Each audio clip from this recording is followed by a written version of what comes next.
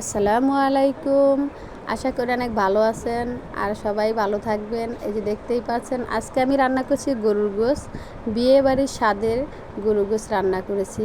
আর কিভাবে এই ভিডিওটা তৈরি করলাম অবশ্যই না টেনে দেখবেন। এই যে দেখুন আমি নিয়েছি প্রায় 2 কেজি পরিমাণ গরুর গোশ। এটাকে ধুয়ে পরিষ্কার করে নিয়েছি। আর এখন দিয়ে দিব পেঁয়াজ কুচি পরিমাণ মতন, দিয়ে দিব আদা বাটা পরিমাণ মতন, দিয়ে দেব রসুন বাটা পরিমাণ মতন, আর দিয়ে দিব হলুদের গুঁড়া পরিমাণ মতন, লাল মরিচের বেটে আমি রেখেছি এটা, আর দিয়ে দিব মাংসের মশলা, অল্প পরিমাণে মাংসের মশলা দেব, বেশি না। আর এই যে দেখুন দিয়ে দিয়েছি লবণ পরিমাণ মতন। এখন এটাকে আমি ভালোভাবে একটু নেড়ে চেড়ে মশলার ভিতরে যেন যায় এরকম করে মেরিনেট করে নেব, দেখতেই পাচ্ছেন। আর 10 মিনিটের জন্য রেখে দিলাম রেস্টে। চলে আসলাম রান্নাঘরে, কড়াইতে তেল দিয়ে দিয়েছি, দিয়ে দিলাম দারচিনি, এলাচ, বড় এলাচ, লবঙ্গ আর জিরা। এটা আমি ভালোভাবে ভেজে নিলাম। নেওয়ার পরে এই যে মেরিনেট করা গোশটাকে এখন আমি তেলের ভিতরে দিয়ে দেব, আর ভালোভাবে এটাকে কষিয়ে নিতে হবে। অবশ্যই যদি বিয়েবাড়ির মশলা, বিয়েবাড়ির মতো স্বাদের গোশ রান্না করতে চান তাহলে এই রকম একটি রেসিপি অবশ্যই আপনারা ফলো করবেন, আর এরকম করে রান্না করবেন। ভালোভাবে গোশটাকে কষিয়ে নিতে হবে। দেখতেই পাচ্ছেন কতটা পানি বের হয়েছে। এটাকে আমি ভালোভাবে কষিয়ে নেব, একদম পানিটা শুকনো করে তেল তেল হয়ে যাবে, দেখতেই পাচ্ছেন।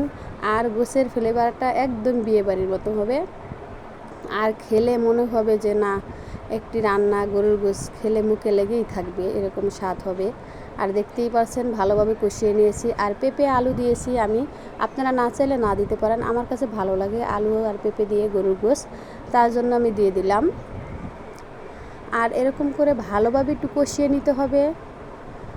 দেখতেই পাচ্ছেন কীরকম করে কষিয়ে নিচ্ছি। একদম ঝটপট সহজে আপনারা তৈরি করে ফেলুন বিয়েবাড়ির স্বাদের গরুর গোশ। বলবেন তো অবশ্যই বিয়েবাড়ি বলে আবার আলু আর পেঁপে দিয়েছে, এটা আমার ভালো লাগছে। আপনার অপশনাল, এটা আপনারা চাইলে দিতেও পারেন, নাও দিতে পারেন। এটা আমার ভালো লাগছে, আমি দিয়েছি। আর অবশ্যই মাথায় রাখতে হবে ভালোভাবে কষিয়ে নিতে হবে। আর এক সাইডে আমি গরম পানি করে রেখে দিয়েছি, গরম পানিটা দিয়েই ঝোল দিতে হবে, তাহলে গরুর গোশের টেস্টটা 2 গুণ বেড়ে যাবে। দেখতেই পাচ্ছেন সাথে সাথে বলে উঠে যাচ্ছে। এখন আমি নেড়ে চেড়ে ভালোভাবে ঢেকে দেব। দেখুন 20 মিনিট পর চলে আসলাম, আর একদম ঝটপট সহজেই তৈরি হয়ে গেল গরুর গোশ রান্না। আর এরকম একটি গরুর গোশ রান্না থাকলে অবশ্যই আর কিছু দরকার হবে না। দেখতেই পাচ্ছেন দিয়ে দিয়েছি কয়েকটা কাঁচামরিচ আর জিরা গুঁড়া।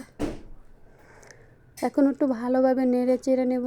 আর এই যে তৈরি হয়ে গেছে আমার গরুর গোশ রান্নার রেসিপি। ভালো থাকবেন, আল্লাহ হাফেজ।